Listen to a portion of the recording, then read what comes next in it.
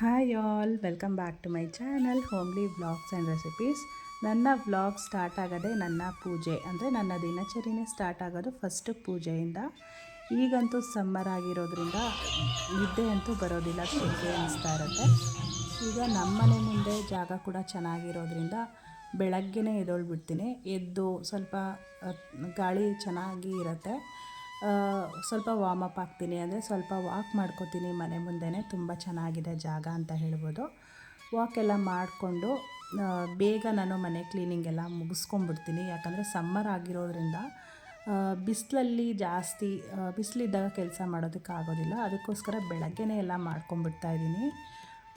ಹಾಗೆ ನಾನು 6 ಗಂಟೆ ಒಳಗಡೆ ಪೂಜೆ ಮುಗಿಸ್ಕೊಂಡೆ. ಫ್ರೈಡೇ ಕೂಡ ಆಗಿರೋದ್ರಿಂದ ಫ್ರೈಡೇ ಅಂತಲ್ಲ, ನಾನು ಎವ್ರಿ ಡೇ ಬೇಗನೆ ಎದ್ದೇಳ್ತಾ ಇದ್ದೀನಿ, ಬೆಳಗ್ಗೆನೇ ಪೂಜೆ ಕೂಡ ಮುಗಿಸ್ಕೊಳ್ತಾ ಇದ್ದೀನಿ ಅಂತ ಹೇಳ್ಬೋದು.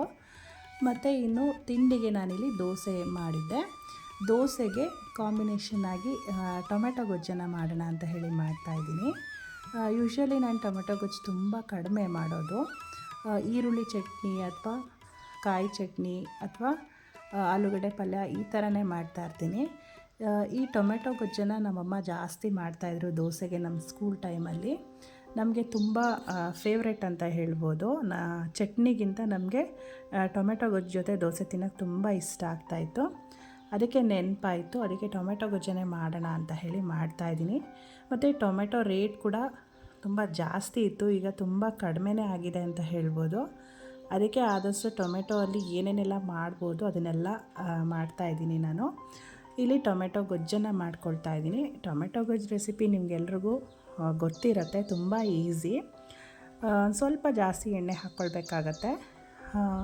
ಸಾಸಿವೆ, ಕಡಲೆಬೇಳೆ, ಉದ್ದಿನಬೇಳೆ ಎಲ್ಲನೂ ಒಗ್ಗರಣೆ ಮಾಡಿಕೊಂಡು ಹಸಿಮೆಣ್ಸಿನ್ಕಾಯಿ ಎಲ್ಲ ಹಾಕಿ ಸ್ವಲ್ಪ ಟೊಮೆಟೊ ಎಲ್ಲ ಕಟ್ ಮಾಡಿ ಹಾಕ್ಕೊಂಡು ಚೆನ್ನಾಗಿ ಫ್ರೈ ಮಾಡಿಕೊಂಡು ನಾನಿಲ್ಲಿ ಖಾರಕ್ಕೆ ಸ್ವಲ್ಪ ಅಚ್ಕಾರದ ಪುಡಿನ ಆ್ಯಡ್ ಮಾಡ್ಕೊಳ್ತೀನಿ.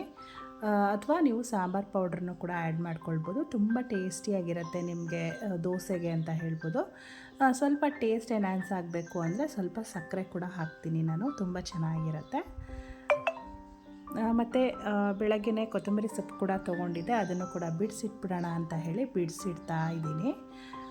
ಈ ಕೊತ್ತಂಬರಿ ಸೊಪ್ಪು ಇದನ್ನೆಲ್ಲ ಈಗ ಸಮ್ಮರ್ ಆಗಿರೋದ್ರಿಂದ ನಾವು ಆಗಿಂದಾಗ ಎಲ್ಲ ಬಿಡಿಸಿಟ್ಕೊಂಡ್ರೆ ಫ್ರೆಶ್ ಆಗಿರುತ್ತೆ. ಹಾಗೆ ಆಮೇಲೆ ಬಿಡಿಸ್ಕೊಳ್ಳೋಣ ಅಂತ ಇಟ್ಟರೆ ಅದು ಎಲ್ಲ ಬಾಡೋಗಿರುತ್ತೆ, ಬಿಸಿಲಲ್ವ. ಅದಕ್ಕೋಸ್ಕರ ನಾನು ಅಲ್ಲಿಂದ ಅಲ್ಲಿಗೆ ಬಿಡಿಸಿ ಎತ್ತಿಟ್ಕೊಳ್ತಾ ಇದ್ದೀನಿ. ಈ ಥರ ಬಾಕ್ಸಲ್ಲಿ ಹಾಕಿಟ್ಕೊಳ್ಳೋದ್ರಿಂದ ನಿಮಗೆ ಒಂದು ವಾರ ಗಂಟ ಫ್ರೆಶ್ ಆಗಿರುತ್ತೆ ಅಂತ ಹೇಳ್ಬೋದು.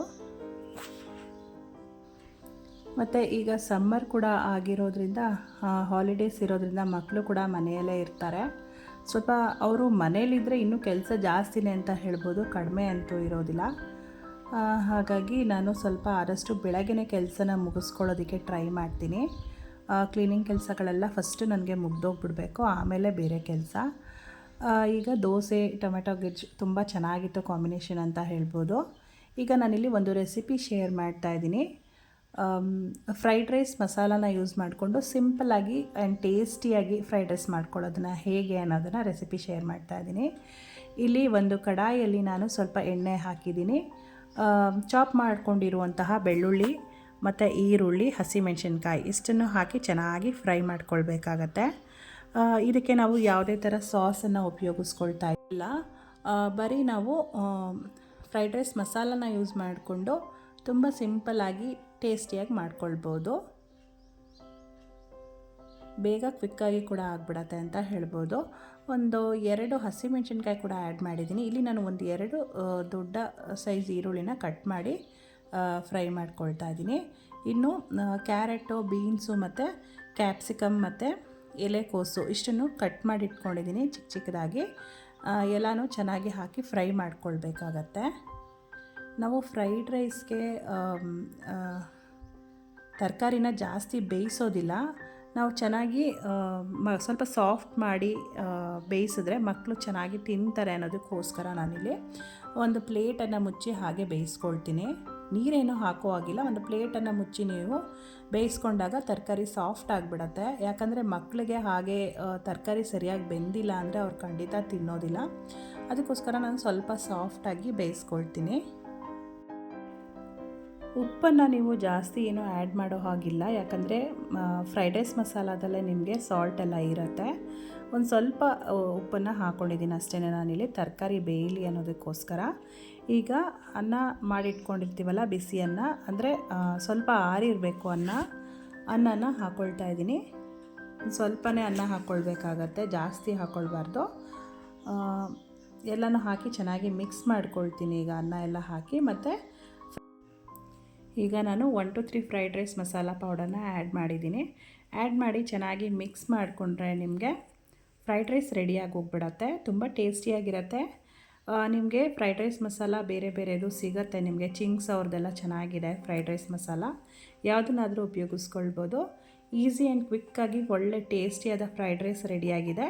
ನೀವು ಕೂಡ ಟ್ರೈ ಮಾಡಿ. ವಿಡಿಯೋ ಇಷ್ಟ ಆದರೆ ಲೈಕ್ ಮಾಡಿ, ಶೇರ್ ಮಾಡಿ, ಕಮೆಂಟ್ ಮಾಡಿ. ಪ್ಲೀಸ್ ಸಬ್ಸ್ಕ್ರೈಬ್ ಮಾಡ್ಕೊಂಡು ನೋಡಿ. Thank you.